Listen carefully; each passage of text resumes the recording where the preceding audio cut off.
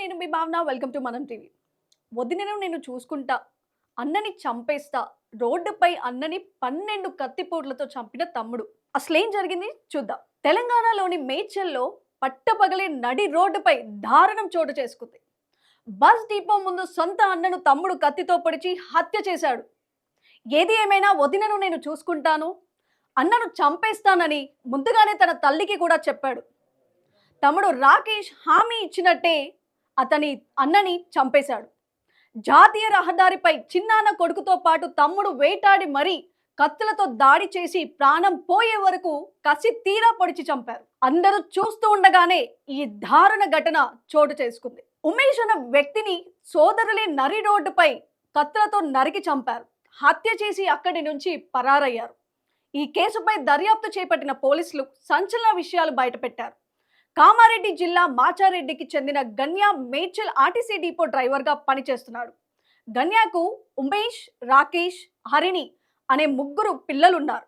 ఉద్యోగం కోసం ఫ్యామిలీతో పాటు మేడ్చల్కు వచ్చి ఆర్టీసీ కాలనీలో అద్దె ఇంట్లో ఉంటున్నాడు. పెద్ద కొడుకు అయిన ఉమేష్కి పెళ్లి అయి భార్య ప్రియాంక 2 పిల్లలతో వేరుగా ఇంట్లో అద్దెకి ఉంటున్నారు.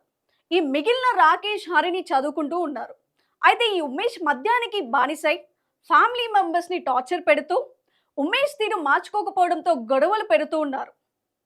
తల్లిదండ్రులతో పాటు తమ్ముడు భార్యపై కూడా దాడికి దిగుతూ ఉన్నాడు. ఈ క్రమంలోనే ఆదివారం కూడా ఉమేష్ మద్యం తాగి వచ్చి కుటుంబ సభ్యులతో మరోసారి గొడవ పడ్డాడు. దీంతో సోదరులకు ఓపిక నశించింది. అన్నను చంపేస్తామని తమ్ముడు రాకేష్ ముందుగానే తన తల్లికి చెప్పారు. తర్వాత ఏది అయితే అది అవుతుందని, వదినను నేను చూసుకుంటానని రాకేష్ హామీ ఇచ్చాడు తన తల్లికి. అనంతరం నిన్ను చంపుతానంటూ రాకేష్ తన అన్నకు ఫోన్ చేసి కూడా చెప్పడం జరిగింది. ఇక ఇది చెప్పినట్లుగానే అన్నను కసి తీరా నరికి చంపాడు తమ్ముడు. ఉమేష్ ఆర్టీసీ కాలనీ నుంచి జాతీయ రహదారిపై పరుగులు తీస్తూ ఉండగా రాజేష్, లక్ష్మణ్ తరుముకుంటూ వెళ్లి బస్ డిపో ఎదుట పట్టుకొని ఉమేష్ ను కత్తులతో పొడిచి చంపాడు. చనిపోయాడా లేదా అని కన్ఫర్మ్ చేసుకున్నాకే తాపిగా అక్కడి నుంచి వెళ్ళిపోయాడు.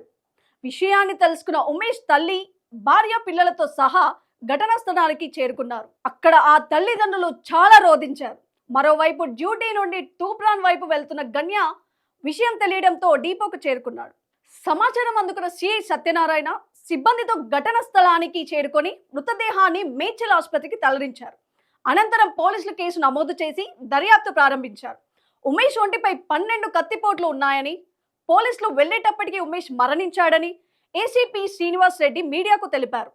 మద్యానికి బానిసై కుటుంబ సభ్యులను తీవ్ర ఇబ్బంది పెడుతుండడంతో తమ్ముడు రాకేష్ వరుసకు సోదరుడైన లక్ష్మణ్తో కలిసి ఉమేష్ ని హత్య చేసినట్టు ప్రాథమిక విచారణలో పోలీసులు నిర్ధారించారు. నిందితులను త్వరలోనే పట్టుకుంటామని పోలీసులు చెప్పారు.